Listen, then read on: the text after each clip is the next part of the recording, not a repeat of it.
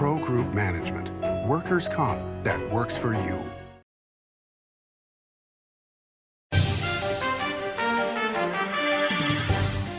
Welcome to Nevada Newsmakers. On the broadcast today, Dr. Robin Titus, the State Senate Minority Leader, here for the whole show on an all-new Nevada Newsmakers. When in Carson City, Nevada Newsmakers records in the conference room of the Nevada Builders Alliance. Coverage of the 2025 legislative session is brought to you by Pro Group Management, workers' comp that works for you. NV Energy, proudly serving Nevada, providing electricity to 2.4 million electric customers. The Retail Association of Nevada, looking out for business. And by Story County, helping build Nevada's future. Welcome to Story County, where history meets innovation, and a pioneering spirit continues to shape our future. At the heart of the Tahoe Reno Industrial Center, we power the future with global leaders in technology and manufacturing, driving progress that reaches far beyond our county lines. From advanced manufacturing to tech innovation, our industries are creating thousands of quality careers, fueling a vibrant economy that benefits every Nevadan. But it's more than just growth. Our community is our foundation, supporting families, empowering local initiatives, and creating a place where everyone belongs. Be part of a legacy built on bold ideas and boundless possibilities. Join us in building a brighter future right here in Story County. Story County, helping build Nevada's future.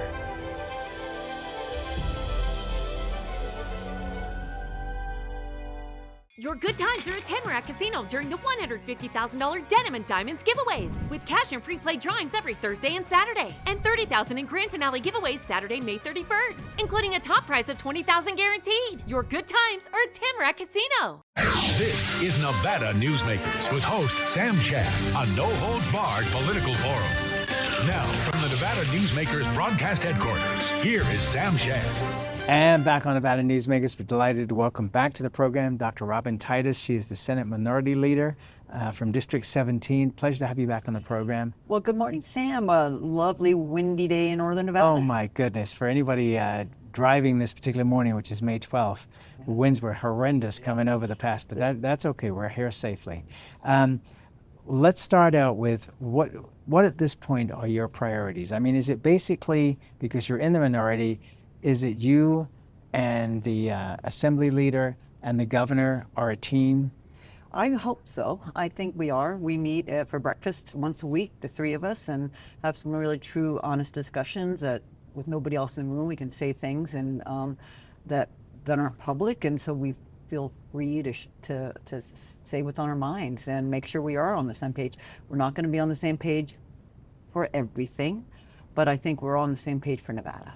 I guess what's been interesting to watch on the federal government side is a lot of discussion in the media, certainly about potential cuts, but a lot of those cuts haven't actually occurred yet. For example, and you and I talked about this last time you were here, Medicaid. A lot of concern within the medical industry in Nevada about Medicaid cuts, potential Medicaid cuts. Would you be comfortable if all they cut was the expansion of Medicaid? Right, I warned about that when we did expand Medicaid to begin with. As I'm sure somebody said on the show before, 27% of our Nevada budget is federal funds. But then when you start breaking that to see where that goes and what funds are going to be cut, I think the federal government has made it very clear that we're not going to cut services per se. Certainly Social Security, certainly Medicaid for children, certainly some of the food funding for our lunch programs, all those things, they're not going to be cut. What will probably cut, maybe cut, is looking at those childless adults that are on Medicaid. And I've said it before, that was the expansion that happened. There are a lot of those folks that are working, and they'll have to look at some other ways to fund that, and it shouldn't be on the back of taxpayers. Okay, so obviously, since the last time we spoke, the Economic Forum came in with their numbers. Were you surprised at all with the size of the numbers? Because really out of a huge budget of billions of dollars, that really isn't a huge amount of money. No, as a matter of fact, that's what we kept saying. The sky is not falling, and that really reassured us. We knew it was going to be less. Hey, there was a lot of things that happened in our economy the last cycle, like the Super Bowl, the Formula One racing, all those things that brought a lot of money into Nevada. Our economic forecasts had already kind of accounted for those, but we could see the writing on the wall. We weren't going to have that much. And here's what I think is important for your viewers to understand. Nevada's economy grew. What that decreased percent is, it didn't grow what they predicted it would grow. So it still grew from the December forecast to the May forecast. Hey, maybe it was less than 1%, but it grew. What the numbers show were maybe 160 million less than out of a billion, what our total bill is 7.9 billion or even more. I don't know what that actual figure is, but it still grew. It was just 1% less. So it's our job to make sure we live within our means. And so we have to make sure that we don't spend more than what we have. And one of the things, and I'm not blaming the media because they need to sell newspapers, they need to get clicks, etc. But the reality is that when you have the Super Bowl and the draft and all the other things, and like you said, Formula One, those artificially bump up the numbers. You also had a loss in baccarat, which I always joke about on this program, which is basing a budget on baccarat is a very dangerous thing. And so it really was not terrible. We had record month after month after month with gaming win. Every once in a while, it has to go backwards. What goes up must come down. It has to stabilize, right? We have to reset it. We have a lot of competition throughout the world for gaming. In our neighboring states, we have competition. And so I think Nevada's done a good job trying to diversify, bring in other companies, and we need to really focus on that, making sure that we have companies that want to come here, that we make a good economic environment for them and not base it all on gaming. Price of gold is up. That's a good thing for Nevada. Yes, to say the least. Although it'll be interesting, I plan to have the head of the Mining Association come on and talk about this, but it really doesn't affect long-term what the mining industry does in Nevada in terms of the price of gold, because they price in when it goes up, they also price in when it goes down, and they will mine the most expensive things when the price of gold is high, and then go back to the easier stuff when it gets low. So you're talking about diversification, again, going back to another issue that continues on, which is the two film bills, one in the Assembly and one in the Senate. The Deputy Majority Leader said on the program that both bills will not go through. So it's going to be one or the other. Do you see either of them going through at this point in time? Well, I think... How do you justify it? So for me, it's a hard no on either of those bills. Because? Because we can't afford those, right? If you look at we already had a film tax credit, and each year we've been putting about $10 million. In that current balance is about $50 million. It's already sitting there for the film industry. At any one time, could obligate that, and that would come off the top of our general fund. So we don't even have, we'd hate to have that money spent all at one time. And now they're asking for over $200 million more. So my feeling is, number one, it's not affordable. Number one, it's not a good investment. We look at what we do, can we get a return on our investment? Any good investor wouldn't want to lose money. So right now, the current math, when we reach out, say, okay, here we're going to do this, what will it really bring back? It's about 50 cents on the dollar. I can't justify spending taxpayers' dollars on something that's only going to bring us back 50 cents after every dollar we spend. Nobody would do that in their right mind. So I think it's going to have to be some big changes. I think the governor has not been a hard no on it, but we'll see what he feels. At the end of the day, I'm a hard no on both of them. Do you think, first of all, do you think it's just going to be a push to the next session? Because obviously they tried to do this last session, it didn't work. This session with the potential budget cuts that are obviously going to come, it's hard to make that sale now. But the other thing is that the two groups, I don't see how they can come together. One is a Summerlin-based developer. The other one is a Harry Reid Park-based developer. There's no way for those two to come together and meet somewhere else. Well, I don't see it. Politics makes for interesting bedfellows, right? And money does too sometimes. And so having good negotiation, what's best for Nevada, I would suggest that they do start speaking to each other. I don't see both bills going. I don't see either bill going. However, again, I never say never in that building. If It's where nothing dies forever. nothing, and it truly doesn't until Sunny die. And we'll see what they negotiate. I think right now it just doesn't make sense the way they are written. Who owns the risk?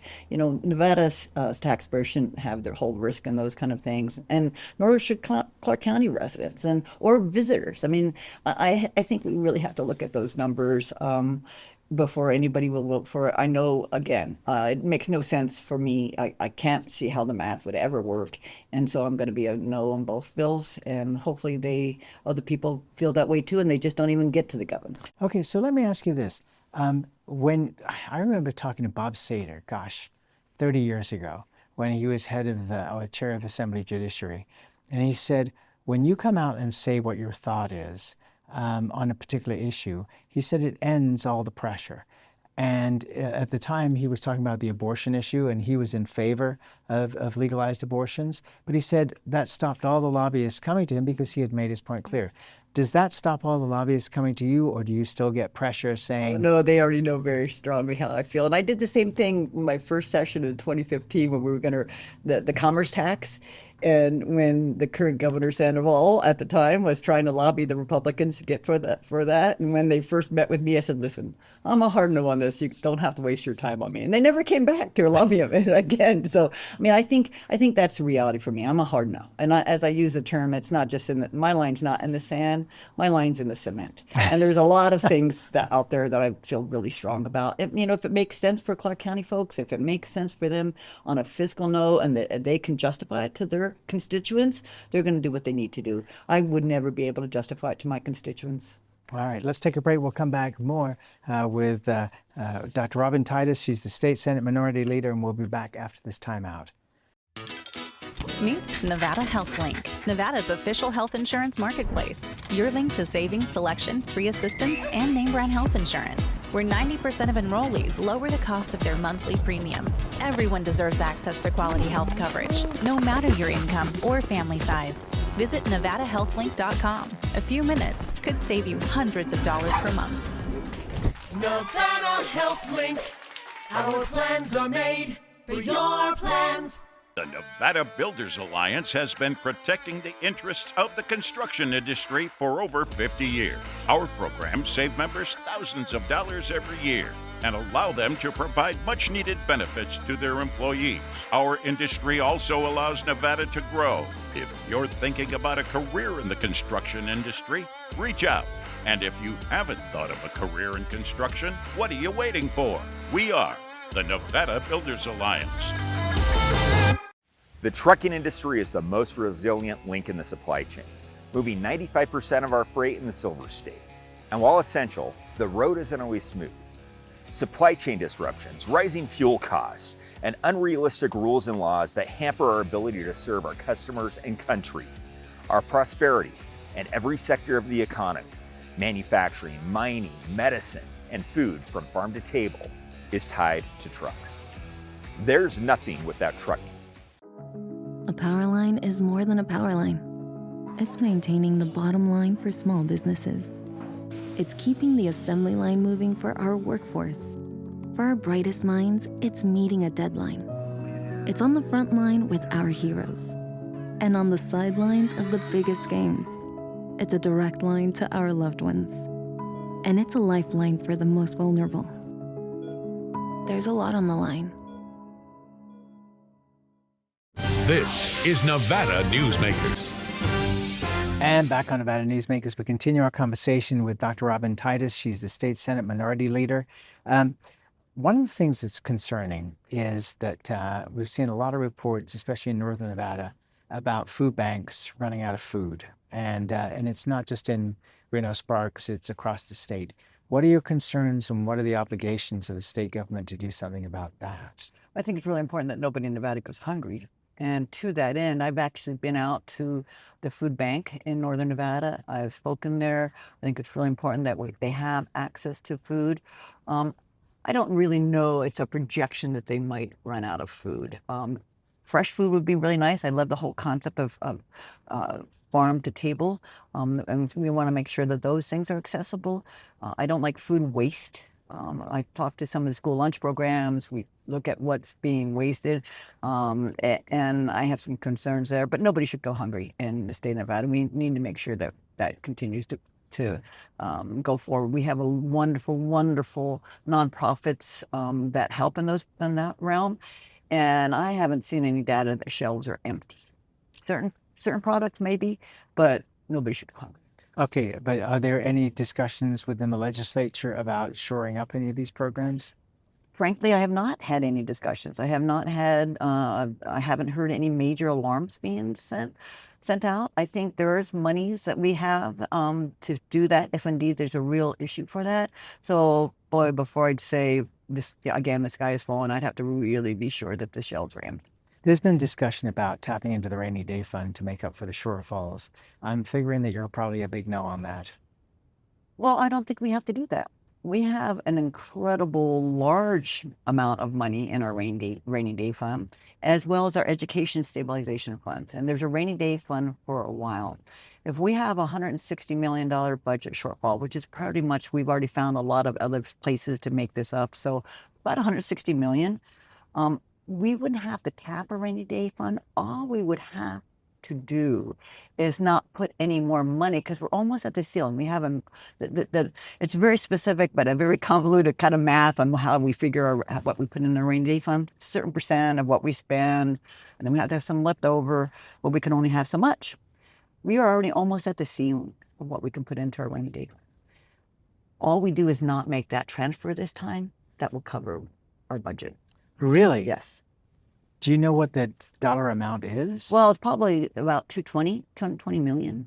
So if we don't put that in this time, we don't have to tap into it. So you wouldn't want to tap into your savings account if you just don't have to put any more into it. So think about that math. Is the state treasurer on board with that? I have not had a conversation with the state treasurer, but it's not about the state treasurer that makes those decisions. That's something the state legislature could do. All right, let's take another break. We'll be back with State Senator Dr. Robin Titus after this timeout. Take a look at Pro Group Management and see how your workers' comp requirements can be met head-on. By taking a proactive approach, Pro Group can assure that your company is meeting or exceeding state and federal standards. As you move forward in your industry, Pro Group moves with you, simplifying regulatory tasks, clearing the way so you can get the job done and look to your future success. Pro Group Management, workers' comp that works for you. Like a traditional handmade basket, retail is woven into the fabric of life in Nevada. From big box to mom and pop, retail supports our communities in countless ways. Jobs for the disabled, team uniforms for kids, help for the elderly, and so much more. Retail employs over 1 in 10 workers. Retail supports Nevada, and we support retail. RANNV.org. Save money and take transit. Did you know you can ride the bus all day for less than what it would cost you for a gallon of gas? Plan your trip now by going to rtcwashoe.com.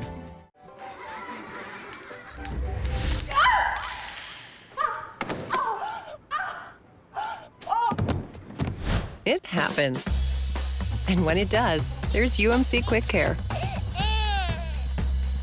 All hail the $200,000 Cash is King giveaways at Carson Valley Inn. Weekly prize drawings including thousands in cash and free play. And 2 big grand prize giveaway events, each with a $15,000 cash winner guaranteed. Only at the Carson Valley Inn. This is Nevada Newsmakers.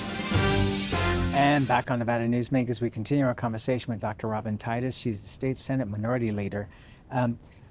So a lot of discussion, I'll put it politely, about the lands bill that Congressman Mark Amodei got through. And, you know, it's understandable from a political point of view because, as you well know, and maybe our viewers know as well, there's always 2 discussions. There's the public discussion, oh my goodness, this is terrible. And then there's the private discussion, which is where everything gets worked out. It seems to me that after years of not getting these lands bills passed, that everybody should be happy that something got done. And I mean, we're still not all the way there, but this reconciliation process, which Senator Reid, by the way, was the one that pushed forward, is actually going to be good, not just for Northern Nevada, but for Clark County as well. Supply and demand is really the key to all of this. When we talk about affordable housing, we talk about expansion, our population's growing. I'm a rural Nevadan. I hate to see public land go into private land, and then they can control whether we have access or not. But that's not the land we're talking about. Well, the land we're talking about is access for Washoe, who's going to be out of land, and Clark County, who's going to be out of land. And so as they need to grow, some sensible monitored growth, depending on whether we have the water to do so, the infrastructure to do so. I think it's critical. The only way I feel we're going to bring some of the housing costs down is to have more housing, supply and demand. And so if that works to that end, I support that. And I think it's been a hard process to do. However, I think it's really important we continue to make sure that we have access to our public land, because that's one of the wonderful things that makes Nevada great. But, you know, I'm sorry, I'm born and raised in London, England, so when I fly from Las Vegas to Reno and I see all that empty space out there, I don't worry that we don't have enough room for people to recreate. Right, and there's I will now check my email that I'm sure is blowing up. Well, no, I think you're right. And it's access to that land is what really makes Nevada so endearing, and enjoying our public lands. But again, we have to have homes too. People love it also. And and I always say in Smith Valley, who I'd love if we never had another house built there, but we can't just put up no more people signs on both of our, the 3 roads that come into Smith Valley. Because I love it, other people love it also. But controlled and organized growth, and making sure that we don't overuse our water, make sure that it's reasonable growth and monitored growth, and not destroying what we love all about it. Let me ask you this now that you raised Smith Valley. Concerns in Smith Valley about the federal government's immigration policies right now? I mean, is there concern that they will lose workers? Oh, no. No, we have it. In Mason and Smith Valley, the guest worker program has always worked, and that they are monitored. They're wonderful ranching and farming families like the Perrys. Huge companies. Thousands of guest workers, and Perrys and the Snyders, are so regulated. Their folks, they go down to certain communities in Mexico. Folks come in. The government inspects them. It's a high, garlic and onions are very labor intensive crops. And they are so regulated, and they are all formally on a guest worker program. So they are not worried at all. So those are the kind of companies we want in Nevada that take care of their workers amazingly. All right, so in our conversations before session and at the beginning of session, you had said that after Pete Goa-Kachia stepped down that you were learning everything you possibly could about water. What are the water issues that are in front of you right now? Well, I'll never learn as much as Pete Goa-Kachia did, and we just honored him on the Hall of Fame. You just need to drive more. Well, I tell you, the water laws are interesting. There's some water bills moving forward about acquisition of some of these water rights and retiring the water rights. I think those are really important. My issue is if you retire a water right, you can't then allow for subdevelopment. In other words, you can't put a domestic well. And that's one of my worries, that they retire these water rights and then some developer comes in and they allow him to put wells in. So that's not really retiring a water right. I think making sure that we all have the needed water infrastructure that we need is really important. So the water bills right now, there's one that we talked about, Diamond Valley, and it's we'll see where that is going. None of them really have come across where we're voting on them yet. There's still a lot of discussion on these water bills and natural resources.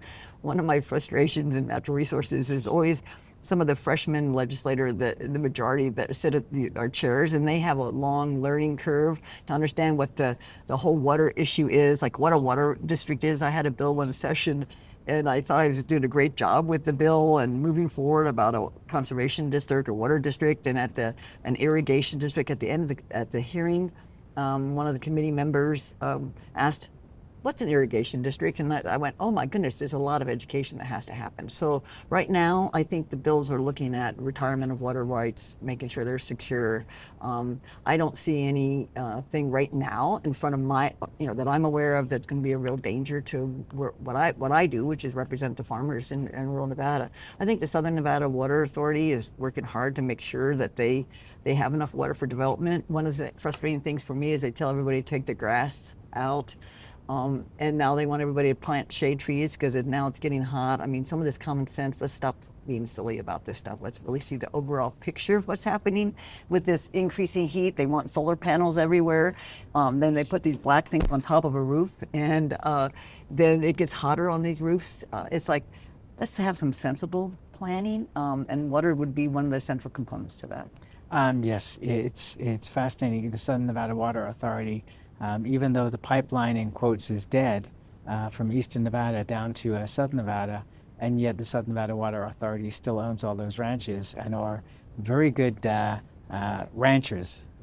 They do best practices, yeah. and they're helping all the other ranches around, but they still own those water rights. Yeah, it's interesting. We'll see how that all plays out. One of the things that we're looking at is a law about the best use, and we have to show beneficial use to the property. I think that's a smart thing. We don't want people wasting water because you have to use it or they take it away from you in 5 years. So some of that regulation needs to be reviewed, and we'll see where that all lands. And that's where we have to leave it for today. I thank you always for taking the time out to do this. I know it's an extra hour's driving to get in here at 7 a.m., but we really appreciate it. Always appreciate it. I love talking to the viewers, love Northern Nevada, but this really is a fight for the whole state that we're in right now. So thank you.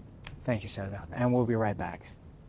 Each day, the Children's Advocacy Alliance partners with leaders, legislators, and families across Nevada to improve children's health, education, economic well-being, and safety. We recognize Nevada will be no better than the state of its children. Be a part of this change. Be a supporter of the Children's Advocacy Alliance. For more information, go to caanv.org. As you know, Reno is booming. Toll's development company is helping it grow with insightful design and development, building community with every project, adding beauty, adding excitement, emphasizing our shared humanity. Reno is becoming bigger. Toll's development is helping it become better, more livable, more enjoyable. To learn more, go to tollsdevelopment.com. tollsdevelopment.com. Welcome to the Ahern Boutique Hotel, where luxury and warmth come together in the heart of Las Vegas. We take pride in offering a one-of-a-kind experience for both locals and tourists. Join us for handcrafted cocktails and an unforgettable experience. Joel's Chop House, the perfect place to savor views of the Las Vegas Strip. Satisfy your cravings at the Ahern Chocolate Shop. No smoking, no resort fees, and the parking is always free. The Ahern Luxury Boutique Hotel is your home away from home. When in Carson City, Nevada Newsmakers records in the conference room of the Nevada Builders Alliance. Coverage of the 2025 legislative session is brought to you by Pro Group Management, Workers' Comp that works for you. NV Energy, proudly serving Nevada, providing electricity to 2.4 million electric customers. The Retail Association of Nevada, looking out for business. And by Story County, helping build Nevada's future. Thanks for watching Nevada Newsmakers come to you from Carson City, from the headquarters of the Nevada Builders Alliance. We'll see you on the next broadcast. Thanks for watching.